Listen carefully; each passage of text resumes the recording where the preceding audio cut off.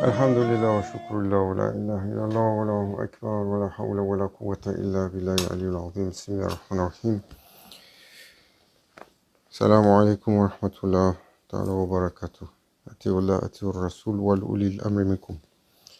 Bienvenue dans cette assemblée, dans ce mois honoré Shahr Ramadan, pour lequel nous avons déjà accompli quelques journées pour notre partage et notre rappel quotidien sur les bienfaits du chemin du combat de l'ego, Tazkiyatun Nafs, sur les recommandations que nous a fait Maulana Sheikh Hicham dans ses commentaires sur le combat des mauvaises caractéristiques. Et nous avions déjà donc élaboré sur la colère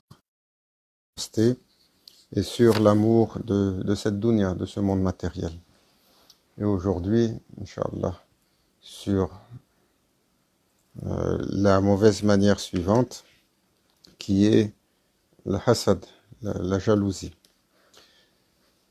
Alors le prophète sallallahu alayhi wa sallam a dit, ne soyez pas envieux les uns envers les autres, ne vous haïssez pas et ne vous calomniez pas, soyez des serviteurs de Allah, des frères unis. Et donc, Maulana Cheikh nous rappelle que cette maladie est cruciale, elle est fondamentale, car c'est l'une des 4 caractéristiques du shaitan, le hasad. Vous savez, le shaitan, lorsqu'il a été mis en présence de Sayyidina Adam, alayhi salam, il a eu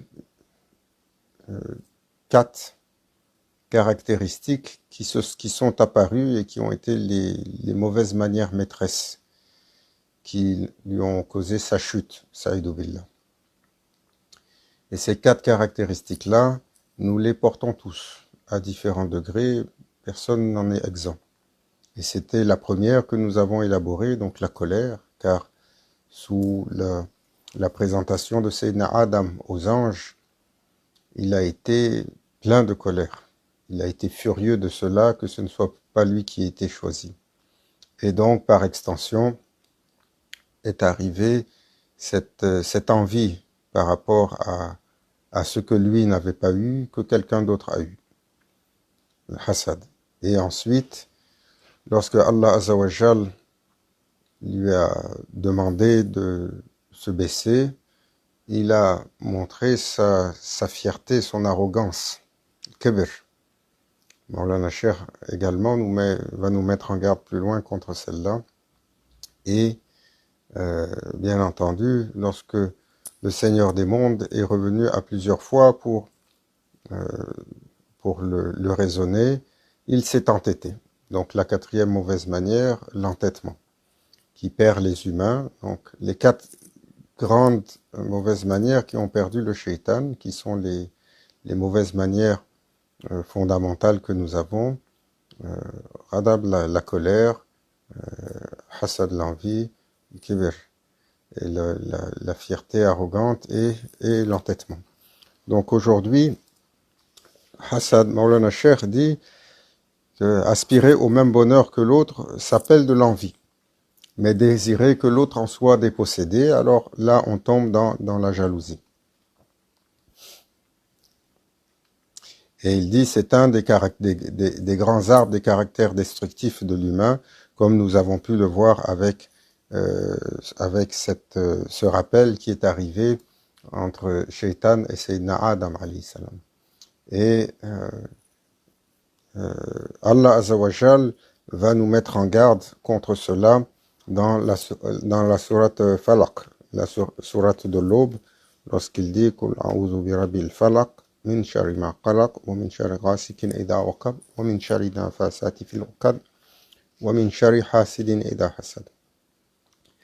Lorsqu'il nous rappelle que cette sourate a été enseignée comme une protection contre la jalousie de l'autre, contre la jalousie, mais également contre la magie.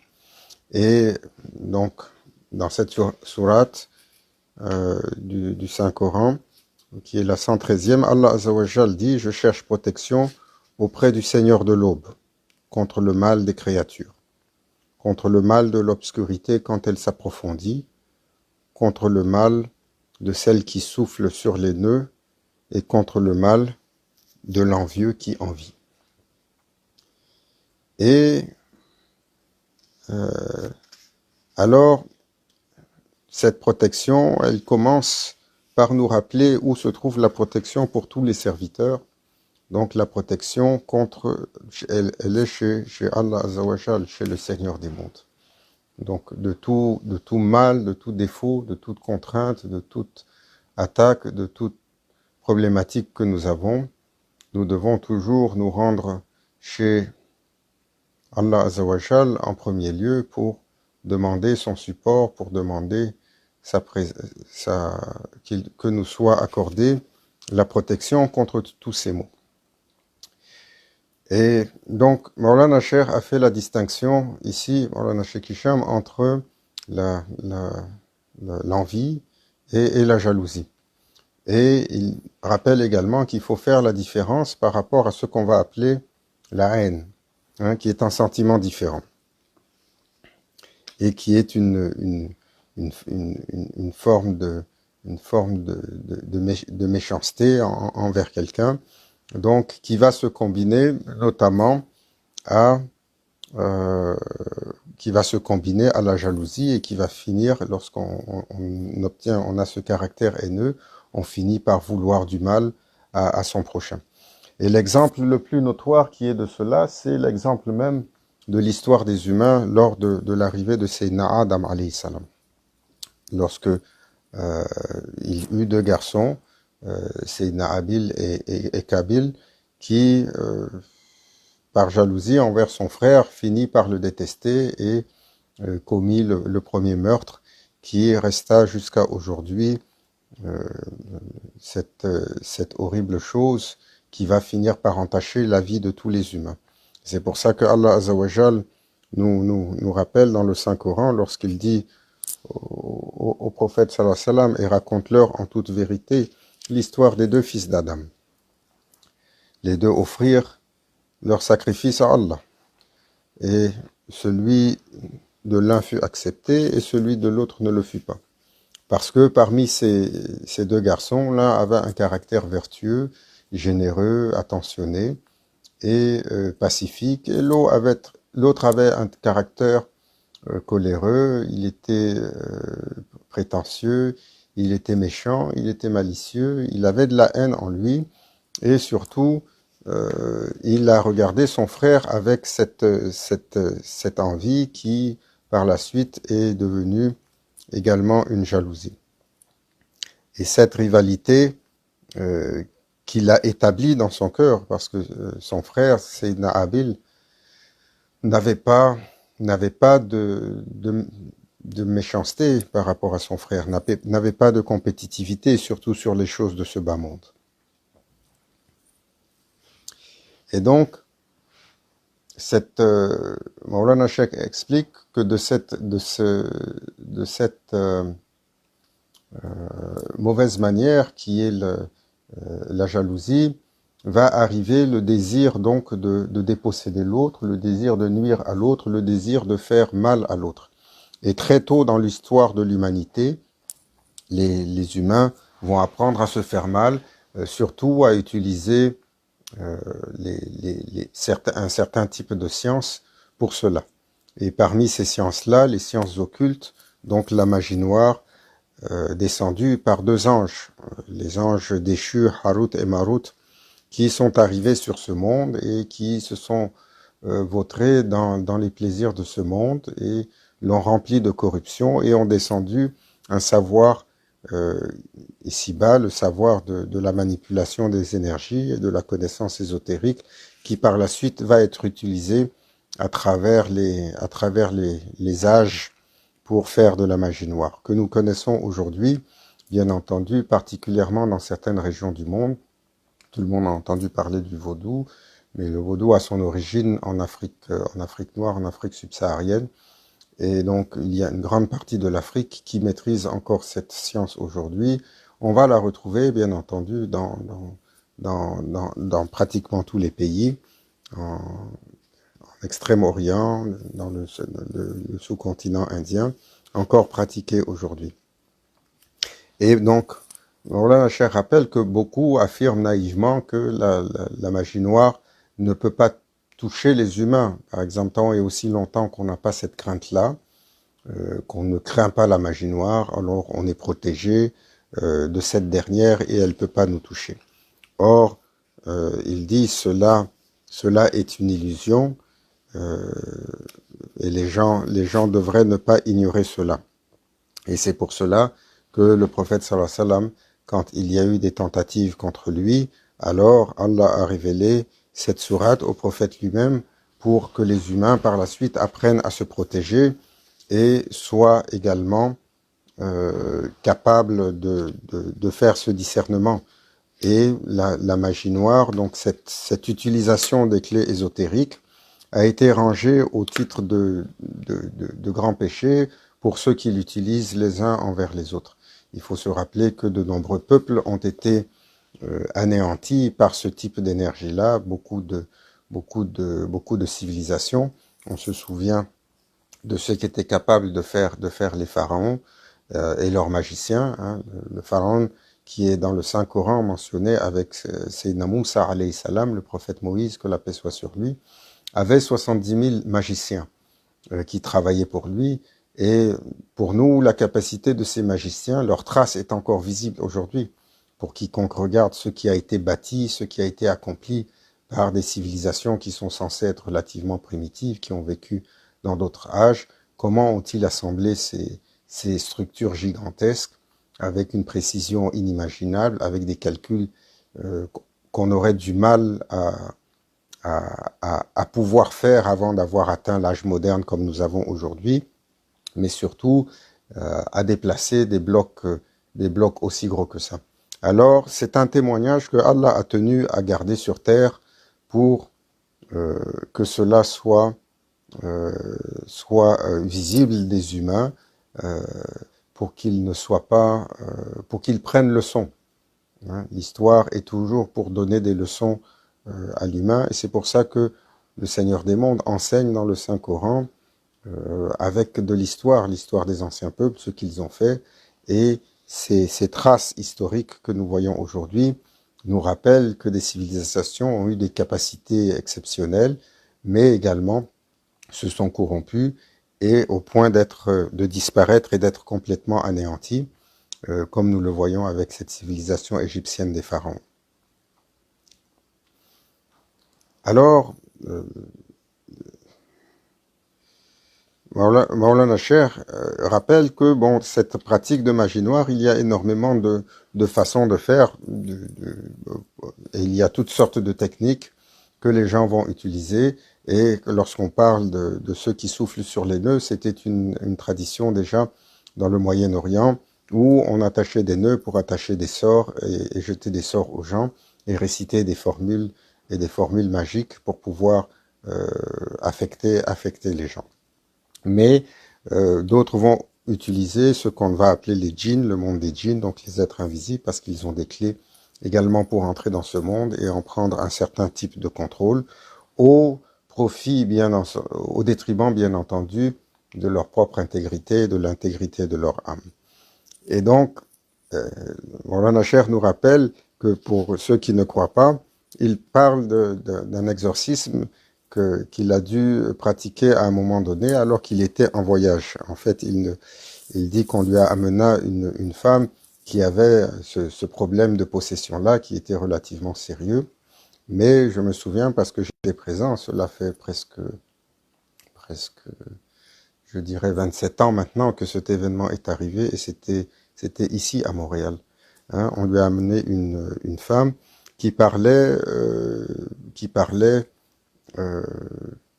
une langue traditionnelle d'Afrique de l'Est. Hein, mais elle avait cette présence en elle.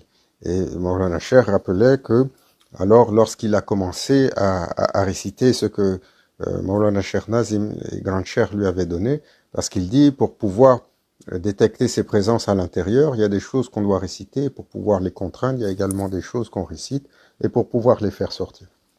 Et il commençait à réciter, alors la voix de la femme changeait complètement, son regard changeait complètement, et elle avait une force excessivement importante, mais surtout, un fait très anodin, elle parlait un arabe classique d'un autre âge, avec une perfection, sans accent, avec une voix d'homme. Ça nous avait tous impressionnés, beaucoup avaient pris peur, et donc il récita pendant très longtemps, et le démon, enfin le djinn qui était turbulent, qui était à l'intérieur, résistait et se débattait et vociférait. Il récitait toutes sortes de formules très étranges et surtout rappelait qu'il n'est pas croyant, qu'il ne veut pas croire en Allah. Et donc, Maulana Cheikh avait continué à réciter, car il y a ce point-là où il faut essayer d'atténuer la force de cette entité et d'essayer de la faire sortir. Et ce n'est qu'après un certain temps que finalement cette entité fut sortie, elle sortit par l'orteil de la femme. Alors, en témoignage, pour ceux qui n'y croient pas, parfois, lorsque vous le croisez, alors vous savez que cela existe. En Occident, on a tendance surtout à les mettre dans des unités, dans des unités psychiatriques avec un certain confinement et à les endormir avec des substances. Malheureusement, ce qui n'est pas forcément la meilleure façon de traiter cette problématique. Alors nous devons, Maulana Cheikh rappelle, nous devons également faire attention à cette pratique qui gangrène aujourd'hui le monde musulman. Beaucoup de gens essayent d'y avoir accès, même si très peu de sources sont capables encore de la pratiquer. Mais beaucoup de gens essayent d'avoir accès à la magie noire. Et surtout, beaucoup de gens pensent être affectés également par la magie noire. Et donc, la gravité de cette pratique est soulignée parce qu'elle fait partie des interdits au niveau de l'islam. Mais surtout, Allah Azzawajal y a consacré une sourate au complet. Donc, si nous revenons sur cette envie et sur l'envieux dont le cœur est lourd de jalousie, il travaille pour détruire et voir tuer la personne dont il est envie, ou pour le déposséder, ou pour le voir être démuni. Et c'est pour ça que Maulana Cheikh nous rappelle que la modestie est importante, surtout de ne pas faire étalage de nos faveurs, de ne pas faire étalage de nos biens, de ne pas faire étalage de nos accomplissements, parce que tout de suite, l'œil des envieux est attiré sur nous, et surtout, c'est l'œil des gens parfois qui nous sont proches. Par exemple, si on entend aujourd'hui, et ça c'est valide pour tout le monde, dès qu'on a la confirmation, dès que même quelqu'un de proche commence à avoir du succès, il a réussi, il a le succès, il a une bonne carrière, ou il a un bon niveau de vie, ou il a un bon salaire, ou et on est tout de suite dans le cœur des gens, nous avons ce désir envieux d'abord d'avoir la même chose, et par la suite, si on a une espèce d'animosité envers cette personne, pour quelque raison que ce soit, tout de suite, on a également ce désir qu'ils en soient dépossédés, parce qu'on estime qu'ils ne sont pas dignes de cela. Et cela arrive à tout le monde. Il ne faut pas non plus se cacher. Dès qu'on voit le succès ailleurs, tout de suite, on a cette envie. Et c'est un feu qui brûle. C'est une des mauvaises caractéristiques, le hasad, qui brûle à la fois celui qui envie et celui qui est envié. Pourquoi ? Parce qu'il y a une subtilité là-dedans. Celui qui envie, bien entendu, c'est un feu dans son cœur et il a surtout si l'envie commence à se manifester en forme de jalousie, il désire le mal pour son prochain. Mais Allah Azzawajal est pour l'humain, il est la finalité de toute chose. Il devrait être ce que les humains désirent le plus au monde. Et lorsque les humains se détournent de contempler leur Seigneur et de se délecter avec sa présence et désireux de son regard et commencent à s'envier les uns les autres pour le succès ou pour les biens matériels, alors tout de suite, ceci, de façon subtile, dans le cœur de celui qui envie, devient une association au Seigneur des mondes. Au lieu de désirer au plus haut être dans la présence de son Seigneur, il commence à envier et à vouloir ce que les autres ont. Et donc, de cette petite association qui naît dans le cœur, alors la colère, le courroux du Seigneur des mondes descend également sur ceux qui sont enviés. Et c'est pour ça, Maulana Cheikh Nazim nous explique une fois, c'est l'une des raisons, notamment pourquoi les personnes qui sont très célèbres et les stars, et dans ce système que nous avons eu de star system, et comme on les appelle les idoles aujourd'hui, et c'est pas à tort qu'on les appelle comme ça, parce qu'il y a là-dedans une forme d'idolâtrie. On a créé tout un espèce de système avec ces personnes qui sont célèbres, qui très souvent ne sont pas des personnes intéressantes.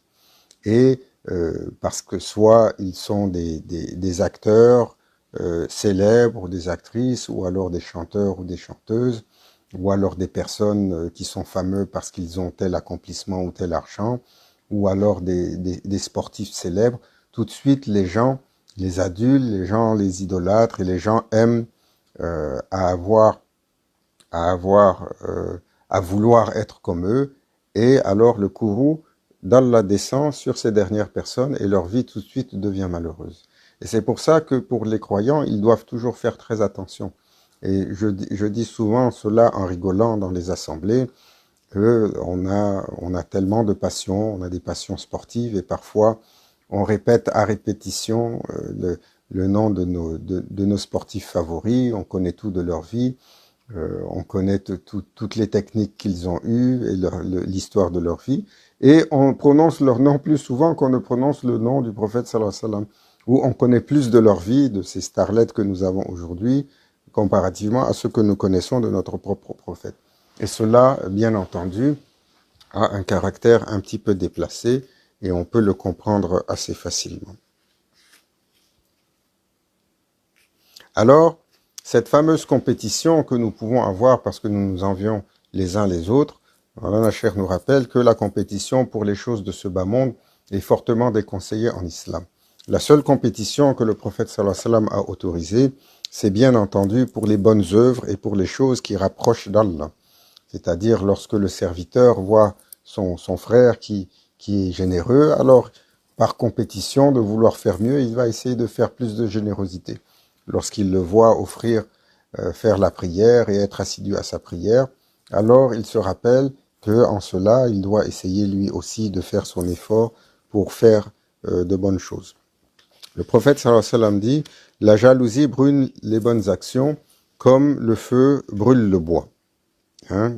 Comme selon Abu Daoud, ce hadith qui est rapporté. Alors, c'est une grande Cheikh Abdullah Faiza Dagestani, pour cette mauvaise manière qui nous habite, qui est le hassad, l'envie et la jalousie, il nous a enseigné une pratique qui est Salat al-Najat, qui est la prière de la sauvegarde, la prière du salut, qui est une salat, une prière de nuit, de Qiyamul Layl, de la vigile de nuit, que nous prions habituellement avant que le Fajr ne rentre, donc entre le début du troisième tiers de la nuit et le début de l'aube naissante, donc la période où le Fajr rentre.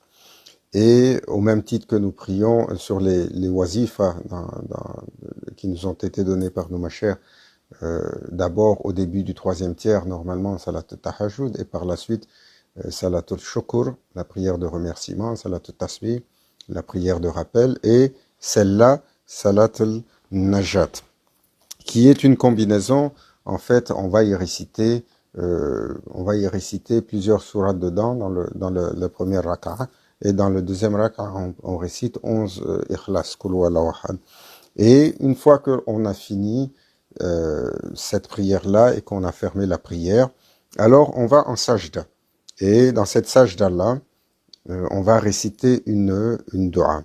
Et dans cette dua, c'est normalement, on demande la protection à Allah Azza wa Jal de nous protéger de notre propre nafs et de nous défaire ce nafs et son envie qui consume littéralement toutes nos actions. Parce qu'effectivement, c'est ce que l'envie fait. Elle consume et elle brûle, comme a dit le prophète sallallahu alayhi wa sallam, elle brûle les bonnes actions comme le feu brûle le bois. Et donc, dans cette dua, Inch'Allah, Allah, surtout dans cette période propice qui est juste avant la période du Fajr, qu'Allah Azawajal nous garde assidus sur cette pratique et nous permette de garder cette discipline-là. On l'appelle la salat najat, donc la salat du salut. C'est une sunna qui a été enseignée par les machers, qui est dans la wazifa de la Naqshbandi.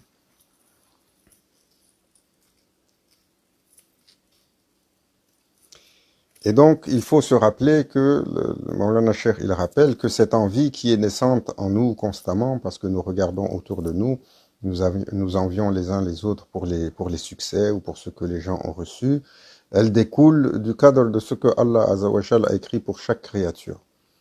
Allah a écrit un bienfait pour toutes les créatures, quelles qu'elles soient, le rizq, leur subsistance, ce qu'ils allaient recevoir, ce qu'ils allaient perdre, et tout ce qui nous touche est à propos de ce qui est du décret divin. Donc, ne pas y être content de ce que l'on voit en finalité, bien entendu, c'est une forme de mécréance et de rejet de ce que le Seigneur des mondes a établi, qui nous pousse et qui nous souffle tranquillement dans la direction de ce que le shaitan a fait lorsqu'il a été présenté devant Sayyidina Adam alayhi salam.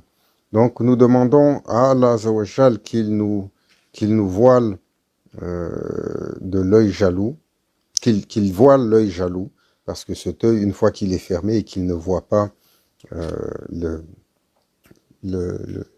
ce qui est autour de lui, alors cette jalousie ne peut pas s'exprimer. Qu'Allah nous en protège, nous protège nous-mêmes de ce que nous savons et de ce que nous ne savons pas.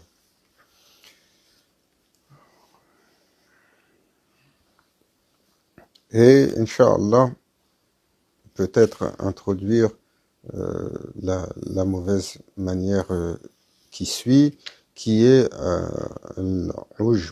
donc la vanité. Et Allah Azawajal nous rappelle assurément, Allah n'aime pas les orgueilleux. Hein, cette prétention que l'humain pourquoi? Parce que l'humain peut avoir. Pourquoi? Parce que l'orgueil appartient à Allah. Lorsqu'il dit l'orgueil est mon manteau et la grandeur est ma couverture.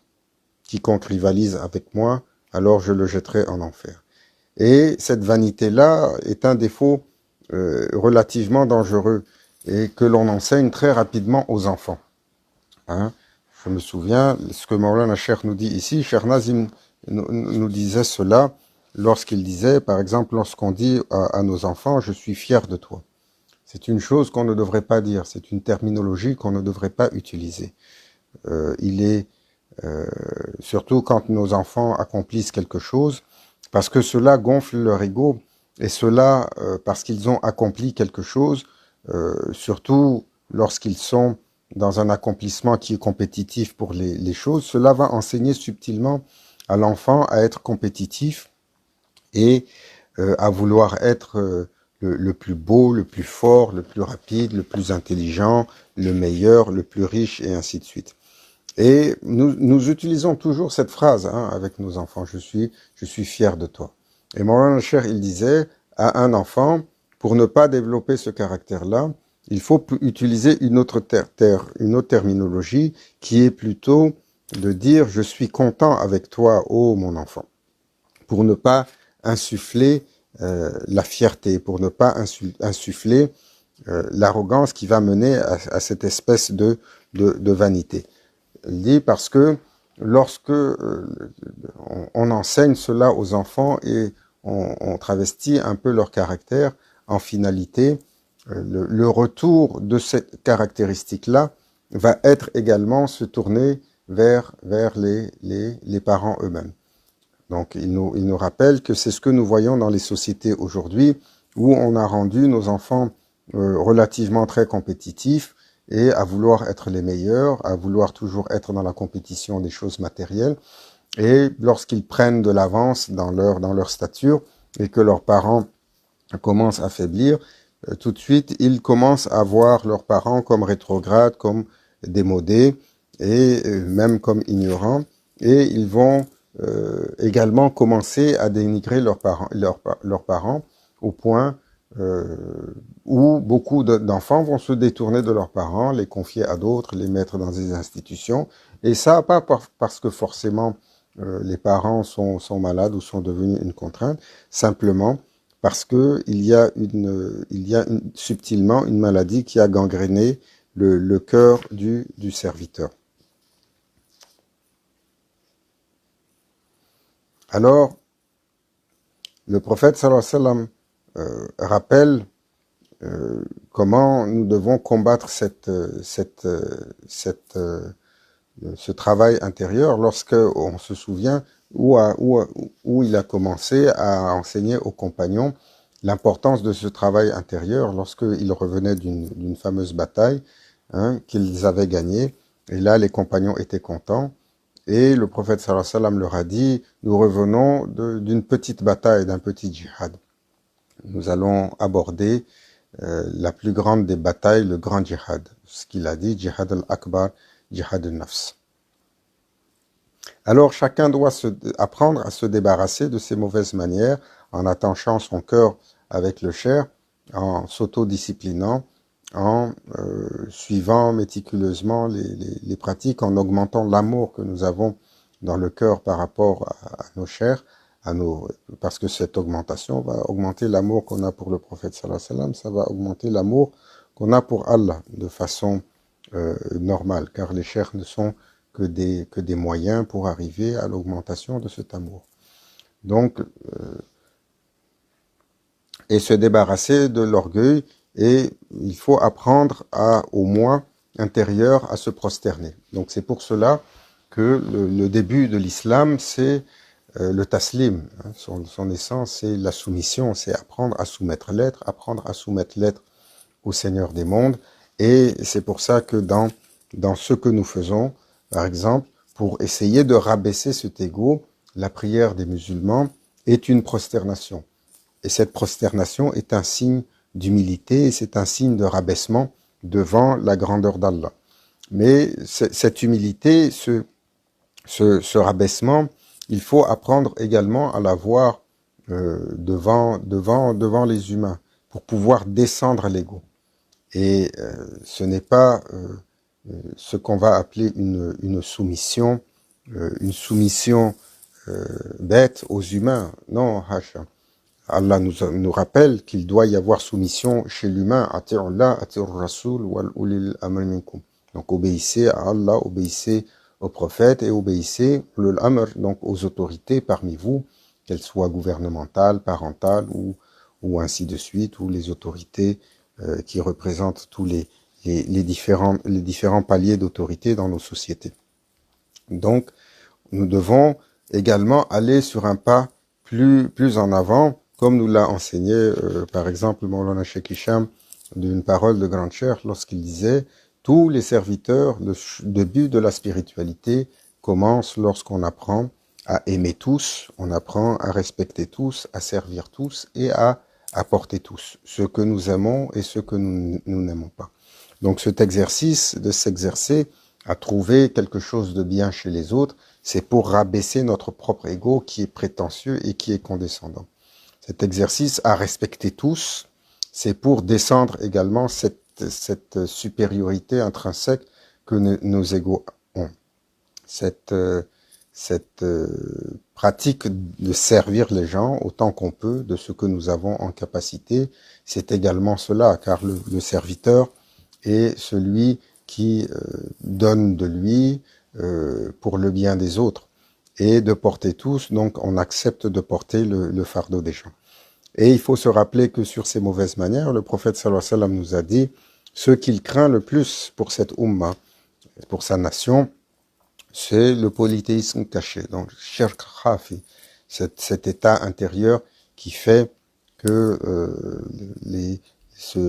les bonnes actions des croyants vont être complètement brûlées et anéanties par un polythéisme, une idolâtrie, qui est en fait la manifestation de toutes ces mauvaises manières qui nous habitent.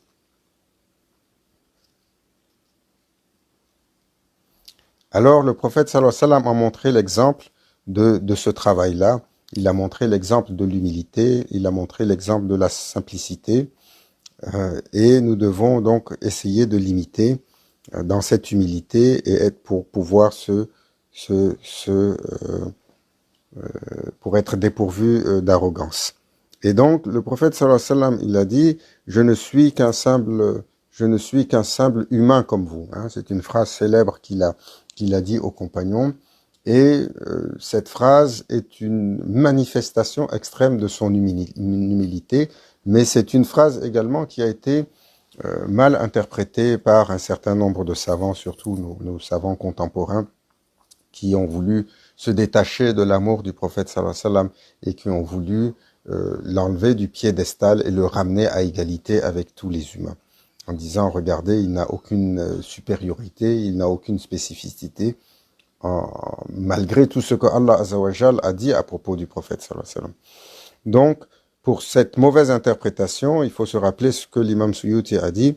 En fait, cette position humble où le prophète sallallahu alayhi wa sallam dit « Je ne suis qu'un simple humain comme vous », est également, en fait, il suit un autre verset pour rappeler que cette humilité n'est pas par rapport simplement à se mettre sur le même plan d'égalité que les autres, mais c'est par rapport au verset précédent qui parle d'Allah Azzawajal et de sa grandeur, ce fameux verset qui décrit que si les mers étaient faits d'encre et tous les arbres des plumes, et ce ne serait jamais assez pour écrire les paroles d'Allah.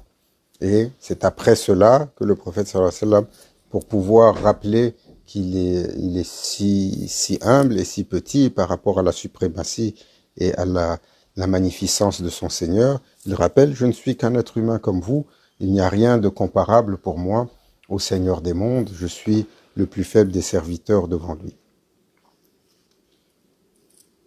Et donc, Maulana Cheikh nous rappelle que s'il y a parmi toutes les créatures, une créature qui a ce titre qui peut se tarder de fierté, véritablement, c'est le prophète sallallahu alayhi wa sallam. Il est celui qui a été élevé, comme Allah dit, la mention de son nom a été élevée, c'est lui qui a été invité dans Isra al-Mi'raj, c'est lui qui a été créé comme première, sa lumière a été créée en premier, de sa lumière toute chose a été créée, pour lui toute chose a été créée. Allah dit qu'il est louangé par Allah et ses anges, qu'il n'a pas permis que le nom du prophète sallallahu alayhi wa sallam soit mentionné, sans que le nom du prophète sallallahu alayhi wa sallam soit mentionné également dans ce monde. Et Allah Azzawajal, quand il a créé le kalam et qu'il a écrit, il a demandé, écrit la ilaha illallah, tout de suite a embarqué, le kalam est arrivé à questionner ce premier ordre. Et Allah lui a dit, ne questionne pas ce que ton Seigneur fait, va écrire ce qui t'est demandé, car si c'était pas pour ce Mohammed, rien n'aurait été créé. Alors qu'Allah Azzawajal lui accorde le manteau de l'excellence, l'excellence, le meilleur de toutes les créatures créées par Allah Azzawajal. Il est la fierté de la création. Habibik al-Mustafa, Afdalatu wassalam.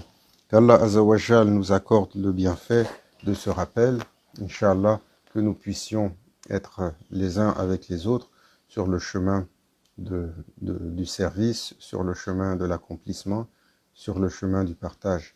Inch'Allah, que nous puissions tirer les bienfaits de ce mois de Ramadan ensemble et que nous soyons dans la protection contre tous les maux qui nous entourent et surtout contre les maux qui nous habitent et qui habitent nos cœurs.